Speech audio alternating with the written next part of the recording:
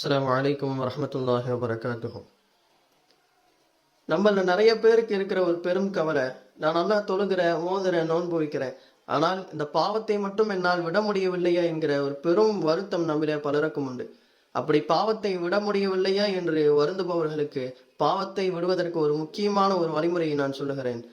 எப்பொழுதெல்லாம் பாவத்தின் சிந்தனை வருகிறதோ அப்பொழுதெல்லாம் நரகத்தையும் நரக நெருப்பின் கோரத்தையும் நாம் நினைவு கொண்டால் நாம் அந்த பாவத்தை விட்டும் தவிர்ந்திருப்பதற்கு அது பெரும் உதவியாக நமக்கு இருக்கும். ஒரு ஊரிலே ஒரு பெண் பிரயாணம் செய்து சென்று கொண்டிருக்கிறார். இரவு நேரமாகிவிட்டது. இதற்கு மேல் நாம் சென்றால் வழிப்பறி கொள்ளையர்கள் நம்மை வழிமறிப்பதற்கு வாய்ப்புகள் இருக்கிறது என்பதால் அந்த பெண் அங்கே அருகில் இருந்த ஒரு மஸ்ஜிதிற்கு சென்று அங்கிருக்கிற இமாம் இடத்திலே, நான் இது போன்ற பயணத்திலே வந்தேன், இரவு நேரமாகிவிட்டது, நான் இங்கே இரவு தங்கிவிட்டு காலையில் எழுந்து சென்று விடுகிறேன் என்பதாக இமாம் இடத்திலே அனுமதி கேட்கிறார். இமாமும் அனுமதி தருகிறார்.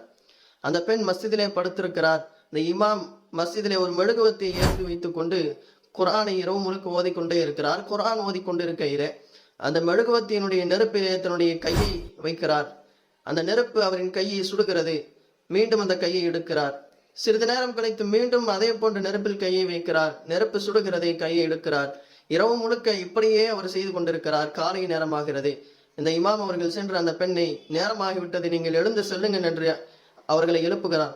அப்பொழுது அந்த பெண் கேட்டார், நான் இரவு முழுக்க நீங்கள் இவ்வாறாக நெருப்பிலே கை வைத்து எடுத்துக்கொண்டே இருந்ததாக நான் பார்த்தேன், அதற்கான காரணம் என்ன என்பதாக அந்த பெண் கேட்கிற பொழுது அந்த இமாம் அவர்கள், அதெல்லாம் ஒன்றும் இல்லை, நீங்க கிளம்புங்கன்னு சொல்லி சொல்றாங்க.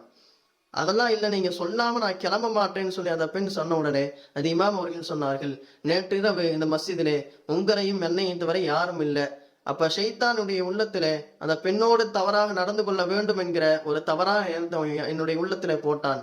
நான் அப்பொழுது என்னுடைய கையை அந்த மெழுகுவர்த்தியின் நெருப்பிலே வைத்தேன். அந்த நெருப்பு என்னை சுட்டது.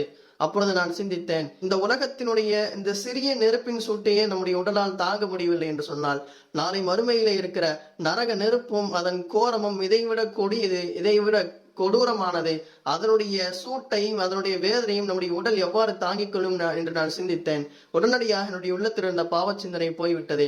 மீண்டும் ஷைத்தான் என்னுடைய உள்ளத்திலே போட்டான். இப்படி நான் மீண்டும் நெருப்பிலே கை வைத்தேன். நரகத்தை நினைத்து பார்த்தேன். இப்படியாக எப்பொழுதெல்லாம் எனக்கு இந்த சிந்தனை வந்ததோ அப்பொழுதெல்லாம் நான் நரக நெருப்பை சிந்தித்து பார்த்தேன். இந்த பாவ சிந்தனை என்னுடைய உள்ளத்திலிருந்து போய்விட்டது என்பதாக அந்த இமாம் அவர்கள் விளக்கம் சொன்னார்கள்.